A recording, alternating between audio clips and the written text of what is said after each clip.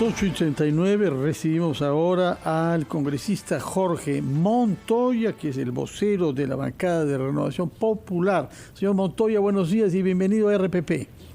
Buenos días, Fernando. Buenos días, Carlos. Buenos días, Mónica. ¿Cómo están? Bueno, sabemos que está promoviendo usted que el Congreso actúe rápidamente y declare que no goza la confianza de él el ministro Barranzuela.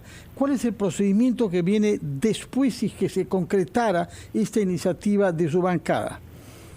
Fíjese, justamente tenemos la experiencia anterior. Cuando presentamos la interpelación a Maraví, nos demoramos más de 40 días en que se procese y terminábamos el caso, porque son los procedimientos largos que tiene el Congreso. Y con la finalidad de cortar tiempos, hemos presentado esta moción exhortando al presidente para que efectúe este cambio, que ojalá haga caso y se haga hoy o mañana, más tardar. Ahí quedaría resuelto este tema. Sí. En caso no, procederíamos con lo que sigue, que es la interpelación, la censura, todo lo que continúa a continuación. Claro, es básicamente un gesto de parte del Congreso. Sin embargo, la situación parece ser distinta, porque aquí ya la primera ministra ha puesto en una situación de decisión al propio presidente Castillo, porque ha hablado del término de la distancia, en el sentido de que se tienen que reunir y van a tener que optar. O se queda el señor Barranzuela, que no se quedaría, si es que finalmente cae el gabinete. Así es, la situación está bastante tensa para el Ejecutivo por no tomar las decisiones cuando se debieron tomar. Ahora está en una posición bastante difícil la primera ministra, la premier y el presidente van a tener que tomar la decisión el día de hoy de acuerdo a lo que ha anunciado. Y espero que ese sea el cambio de ministro. Si fuera así, ese paso te quedaría cerrado y continuarían para adelante. En caso el presidente no quiera, entonces ahí ya va a venir la renuncia de la premier, me imagino. ¿Cómo está, congresista? Buenos días. ¿Usted cree que la demora en la salida del ministro Barranzuela del gabinete tiene que ver justamente con una intención de poner contra la pared al Congreso, ¿no? Con el tema del voto de confianza? Sí, pudiera ser que sí, porque estamos repitiendo el caso. O sea, este es Gabinete 2 igual a Gabinete 1.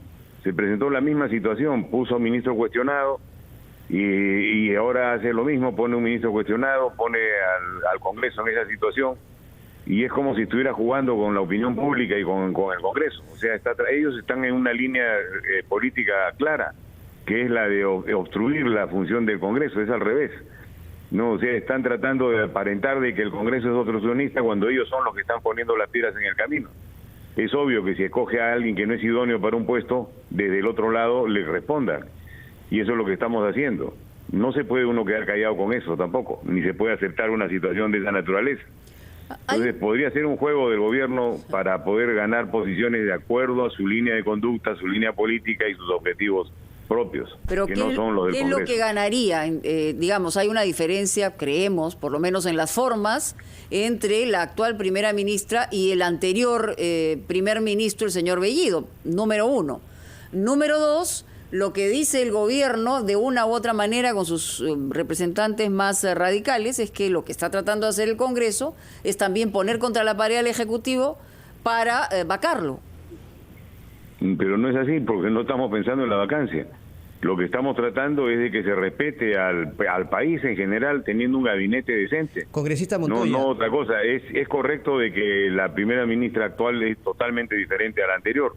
Estamos de acuerdo, Montoya, tiene otro lenguaje, más dialogante, pero lo que tiene para manejar es lo mismo. Congresista, permítanos un minuto, por favor.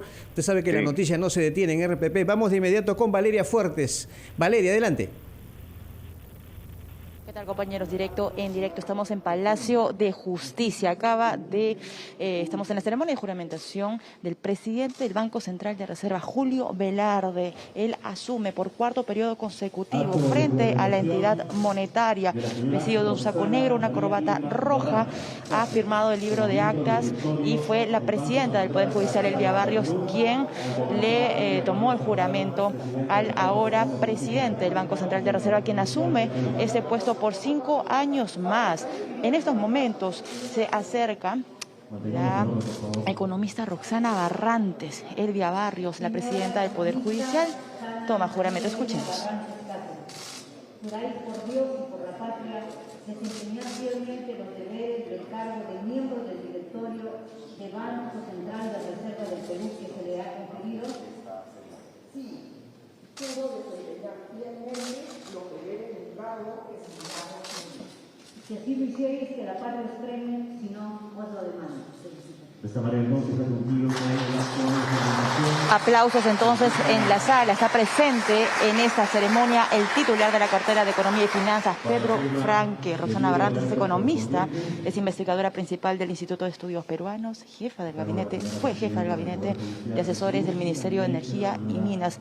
Un detalle importante, el Ejecutivo nombra a 4 miembros del directorio del BCR, entre ellos el presidente Julio Velarde. Queda pendiente incluso la designación que tiene que hacer el Congreso de la República con 3 directores para completar los 7 que van a integrar por 5 años más el directorio del Banco Central de Reserva. Regresamos con ustedes, directo en directo, RPP Noticias. Muchas gracias, Valeria Fuertes. Hemos podido ver la juramentación de Julio Velarde y de 3 que está teniendo lugar en este momento de los miembros del directorio nombrados por el Ejecutivo. Faltan los 3 que no han sido nombrados aún por el Congreso. Le rogamos al congresista Montoya que nos espere un instante, escuchar los anunciantes de RPP y regresamos a conversar con usted porque queremos conocer su opinión sobre la resolución suprema que faculta a la Fuerza Armada a colaborar con la policía en el mantenimiento del orden interno en Lima y Callao. Un instante y regresamos con el congresista vocero de la bancada de Renovación Popular.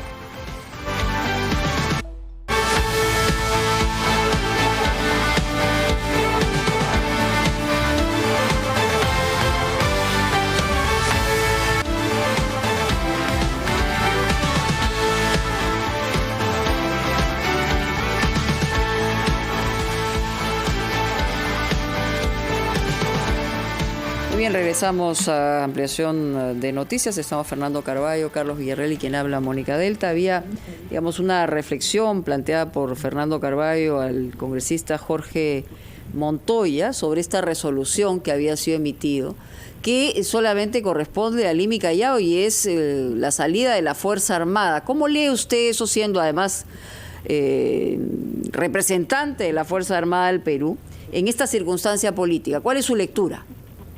Sí, yo creo que lo han hecho por la posible huelga de transporte que se viene en los próximos días, pero es una situación que yo siempre me he opuesto a hacerla. O sea, las Fuerzas Armadas no están para cubrir el orden interno, salvo que haya situaciones que desborden a la capacidad logística de la policía, para temas muy específicos y con órdenes muy claras. Acá es una orden abierta para reemplazar a la policía en los puestos de control que tiene, que no son muchos, y suena extraño, la verdad que suena extraño. Hay algo que seguramente no sabemos todavía y que puede aparecer. Pero, congresista, justamente en esta resolución suprema se reconoce que la situación ha sobrepasado los límites y la capacidad de la Policía Nacional en determinados aspectos, entre ellos, por ejemplo, la seguridad ciudadana.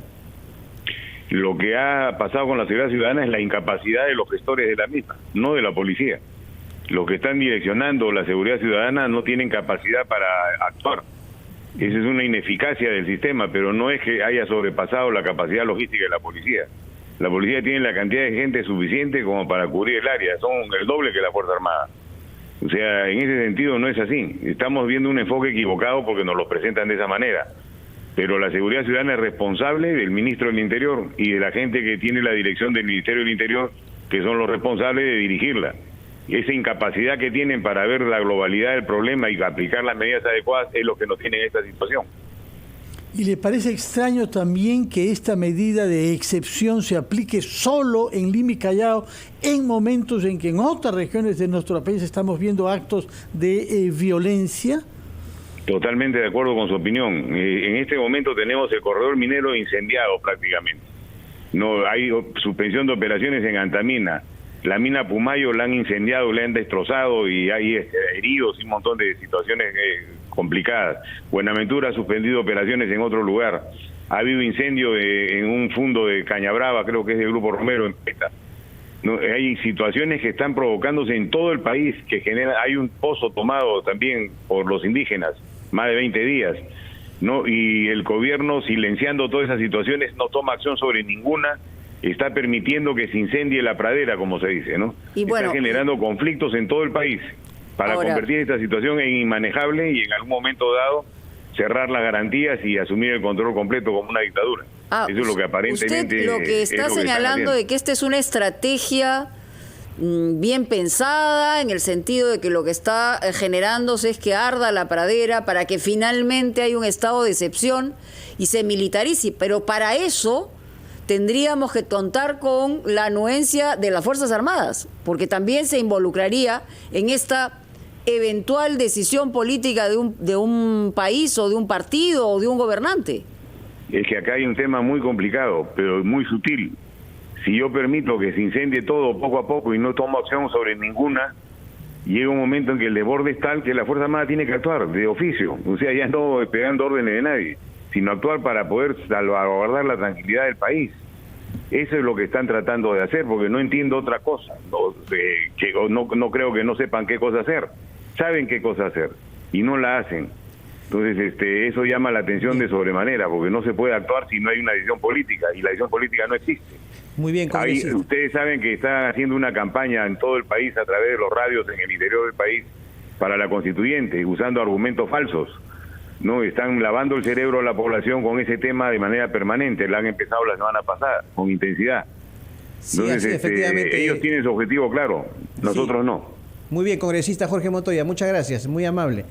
Muy buenos días. Gracias a ustedes. Buenos días.